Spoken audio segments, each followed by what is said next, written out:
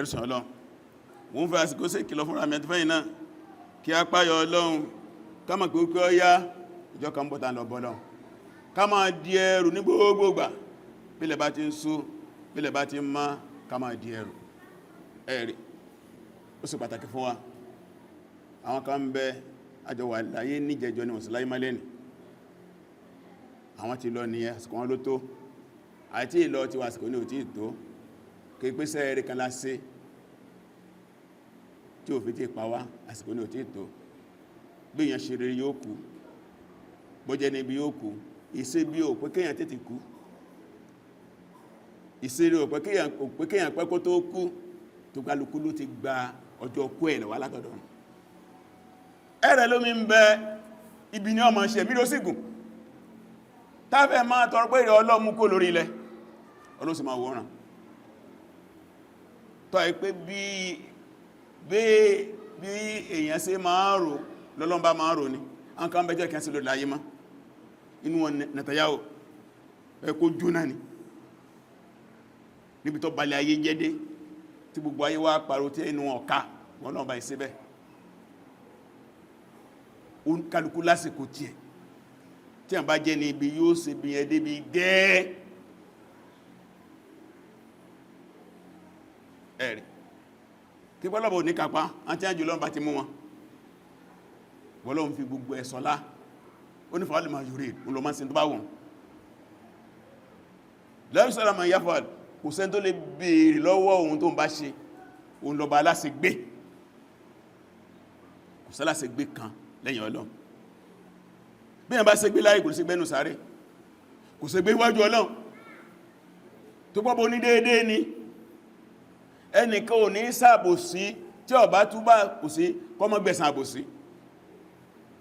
ẹnìkan ò ní ṣe rere tí ó bá fi rere ilẹ̀ kọ́mọ́ gbẹ̀san dáadáa túnà Ọlọ́run bá ní gbogbo ẹ̀ lọ́lẹ́san oore ọlẹ́san ibi ọlẹ́san kò sẹ́jú wá sánjọ́ Ọlọ́run bá náà lọ ká gbìyànjú láti ṣe rere ká jìnà síbi lẹ́ni nínú ètò àgbáyé under United Nations wọ́n ní àwọn international days àwọn ọjọ́ àgbáyé tí a máa ń ṣèrántí ẹ̀ inú ẹ̀ ni ìrántí ọjọ́ àwọn aláìrìnà alikefif almakifofon àwọn tí ò rìnà tọ́lọ́wọ́ bá fi ìpèníjà ìrìnà tó fi pàníjà UN ní ọjọ́ kan fún wọn 10 October every year wọ́n ma máàkì ẹ̀ ọjọ́ àná ni ẹni ni 11 kí ló wà lábẹ́ wọ́n torí pé a rí pé ní ọ̀pọ̀lọpọ̀ àwùjọ tí a bá ti ní ìpèníjà wọn kìí káàkún mọ́ bàbá bímọ tí ó lójú méjèèjì ó lé tí ó lápá ó lè sọ̀rọ̀ ó lè rìn mọ́kò lójú àgbà pé òwúlò kódàgbà mí ń bẹ àásọ̀dálágbé àátúwẹ́ nìkan tí ó mọ̀ mú lọ káàkiri àgbà kó lè wúlò láyé yóò sì máa jẹ́ ohun bànújẹ́ fún wa yóò máa jẹ́ ohun bànújẹ́ fún náà gbogbo tó wá jẹ́ ẹ̀tọ́ tá a máa ṣe fọ́mọ ẹ̀dẹ́ ni a máa fi dùn tó bá jẹ́ obìnrin kó tó rọ́kọ tó bá jẹ́ ọkùnrin kó tó níyàwó ó bá ti ẹ̀rí àmì ò lè fẹ́ yẹn o ẹ̀yin ò lè jẹ́ ìyàwó tèmi o kò lè jẹ́ ọkọ tèmi o gbogbo lè lọ́wà ṣùgbọ́n Islam ló ipẹ́ pọ̀lọpọ̀ nǹkan tí àwọn àgbáyé ń pariwo àwọn nǹkan Islam tó ti kọ́ alẹ́kọ̀ọ́ ni láti ayé ànábì lọ́wọ́n bá ti fi ọ̀rọ̀ àwọn tọ́lọ́run fi ojú ṣèpèjà fún àyà wà fún inú alùkùránì àdísì wà fún lọ́dọ̀ ànábì ètò wà fún lọ́dọ̀ àwọn sàábé ẹ wo gbàtọ́lọ́run sànábì ìdọ̀ ànábì Ọlọ́run sallallahu alaihi wasallam ní ìlú Mákà jọ́nà ìlọ́n ànábì wá rẹ̀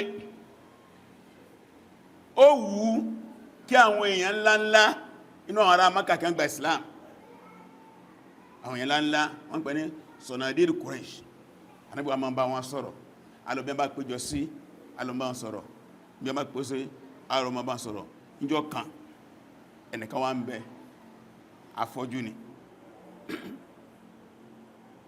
afọ́jú ni wọ́n ń pè ní Abdullahi ibn Maktum kò rí náà ó wá gbọ́ pé ànábì bẹ́m̀bì kan ó wá sáà ta gàràgàrà débẹ̀ bí kí ẹ máa fọ̀pá tanlẹ̀ díẹ̀díẹ̀ ó fi dọ́dọ̀ ànábì nígbà dọ́dọ̀ ànábì ó ní ya Rasulullah ìròjíṣẹ́ Ọlọ́run bá arshidni wa allimni mimma allamaka Allah mo fẹ́ kó tọ́ mi sọ́nà fi mẹ́ẹ̀mí náà ní tọ́lọ́wọ́ bá rẹ̀ fi mẹ́ẹ̀ mo fẹ́ gbẹ̀sìn kọ́ mi lẹ́kọ̀ọ́ ànábì wá rí gẹ́gẹ́ bí ọmọ nìyàn pé ń disturb hun àwọn tó ń bá sọ̀rọ̀ lọ́ì àwọn Utuba ibn Rabi'a Abu Jali Walid ibn Mughira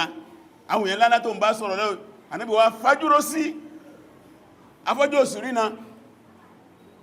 ọlọ́ba wá ń gbèjà afọ́jú láti sánmà keje ọlọ́ni abasa wa tawalla an ja'ahul a'ma wa ma yudrika la'allahu yazakka aw yadhakkaru fatanfa'u dhikra ó ní ọfàjúró ó kójúró ó yẹ́yìn padà nígbàtí afọ́jú ni wá bá kí ló fi mẹ́ ó sì ká afọ́jú ìfẹ́ dẹni mímọ́ ó fẹ́ rántí Ọlọ́run kí rántí Ọlọ́run bá ṣàǹfààní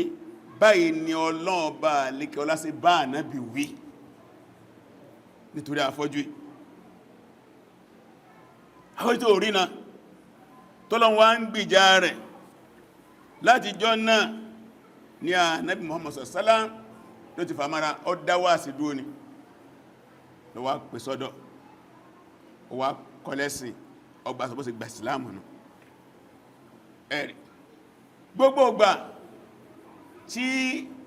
Abdullahi ibn Maktum bá ti wá dọ́dọ̀ ànábì máa rántí ìṣẹ̀lẹ̀ yẹn ànábì máa wẹ́lẹ̀kọ́ ní marhaban bima tabani fi rabbi máa wulẹ̀ máa rọra ẹni tọ́lọ̀ bá mi torí ẹ̀bá mi wí ànábì wá tí a sọ́lẹ̀ fún àwa gbàmọ́ra afọ́jú ọkọ̀ ẹ̀kọ́ Islam lọ́lá mùsùlùmí ó nímọ̀ Islam ó dáfà kódà ó di àpèrún ànábì ó ní máa pèrún kejì ìrun àsùnbà kejì bílá ní ó pèrún àkọ́kọ́ ìrun pé àsùnbà àti wọlé tányányá àfáà ní ó pè láti mọ̀ pé ìjà afọ́jú kò sọ yẹn di pé kò lè wúlò ó wá ní mọ̀débí pé ń jọ kà níbi kó lù Mádínà lọ yanjú àwọn àlámàrí kan ó là ń bí rólé ó ní ànábì fẹ́ gbogbo àfá masáàsí rẹ̀ pé máa rólé dè mí ẹ̀rì tí ànábì fi lọ tó fi dé oníkinu fún wọn bí wọ́n bá béèrè fatiwa oníṣẹ̀dájú ẹ̀ gbogbo kò ní yanjú ẹ̀ ẹ̀rì torí díẹ̀ gbà mẹ́wàá ní afọ́jú kò lè lídì irun afọ́jú lè lídì irun ànábì jẹ́ afọ́jú jẹ́ ìjọ́nù ó dáa ní pé ẹni tó bá lé méjì lọ dáa jù afọ́jú náà lídì irun tó bá nímọ̀ ànábì jẹ́ àmà bẹ́ẹ̀ àwọn sàábé wa máa pọ́n lé gan wọ́n máa pọ́n lé kan nígbà di àsìkò Umar tó pẹ́ mi ẹ̀gùn gbogbo àtànàbí lò láyé ó wà láyé Babakiri wà láyé ó wà láyé nígbà tó dásìkò Umar wọ́n fẹ́ lọ ja ogun kọgun náà lé ó wá lọ bá Umar rẹ̀ Umar ogun yìí lé èmi mo fẹ́ kó gbé àṣẹ ogun fún mi kí n wà wájú báyìí èmi ò ní sá torí bá wọn wọ̀nyí tí wọ́n rí náà yìí tí wọ́n bá rí àwọn jagunjagun ẹ̀rù lè bà wọ́n gbẹ́mì òkú rí onímọ̀rù gbé àṣẹ ogun fún ojú ogun náà ló kú sí ká mọ̀ wípé fífọ́ lójú kò sọ wípé a lè jẹ́yàn àwọn náà sì rí àwọn àfáwà ńláńláńláńlá tọ́lọ ń fi ojú ṣe pèjà fún lásìkò yìí ká má jẹ́ lọ bí ó jìnà bàbá wa oníwàásí àgbáyé Abdulhamid Kishk nílẹ̀ Egypt afọ́jú ni ọlọ́bà ní foríjì wọ́n kú ní 2007 bẹ́ẹ̀ náà ni àfáwà àgbà mufti al-aam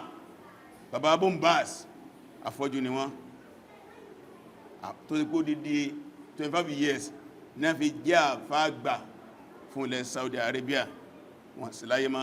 afọ́jú ni wọ́n láàrin bẹ́ẹ̀ lọ inú ìtàn Islam. Torí díẹ̀ ló sọ wípé ìpolongo tí àgbáyé ń polongo lórí ọ̀rọ̀ kan afọ́lójú bẹ́ẹ̀ náà ni Imam Tirmidhi tẹ́ ma ń gbọ́ tó ní tó ipò lókọ́ àdísì jọ afọ́jú lò náà bẹ́ẹ̀ láàrí lọ látàyàn sàbẹ́ tàbíìn hátà asìrìnà hàdà ìfọ́lójú àlébù ní tó ìpínlẹ̀ ni mọ́ kò pé kíyàn má jẹ ní rẹ̀ àrínú wọn àfá ńláńláńlá nífẹ́ àwátá bá lọ sí yunifásitì Azhar lálọ ní Jami'a Islamiyya lálọ ní káàkiri àgbáyé lẹ́ẹ̀mà rí àmùhàdìrún àwọn lecturer universities láwọn lẹ́rọ̀báwá tí wọ́n rí ní rárá ẹlòmí ń bẹ àdísì ní kọ́yìn ẹlòmí ń bẹ síra ló ń kọ́ wa ẹlòmí ń bẹ Quran ni tafsiri ni bẹ́ẹ̀ lọ torí dẹ̀ kó láàbílá ibùnú Abbas táà máa rò yẹn ó náà fọ́lójú kó tó kú torí díẹ̀ kí a mọ̀ torí pé ẹnìkan ó ní ìpèníjà láàrin wa káwà torí ẹ̀kọ́ abẹ́ ọlọ́ọ̀bá líkọ́lá ogun tí a ní ìpèníjà ọlọ́ọ̀bá líkọ́lá má ṣe ní aburú fún wọn Ọlọ́run jẹ́ kí wọ́n wúlò àwátá ní ìpèníjà mọ́sàjíká wúlò àtọ̀fún ìjọba àpapọ̀ ìjọba state ìjọba ìbílẹ̀ mọ́sàíwà pẹ̀lú ẹnìkọ̀ọ̀kan wọn ìjọba ẹnìkọ̀ ọlọ́mọ jíkọ́dá Rabbana atina fid dunya hasanatan wa fil akhirati hasanatan wa qina adhaban nar Allahumma salli ala Muhammadin kama sallaita ala Ibrahim wa barik ala Muhammadin kama barakta ala Ibrahim innaka Majid subhanaka wa ashhadu an la ilaha illa anta astaghfiruka wa atubu ilayk qumu lis-salati ibadallah Allahu akbar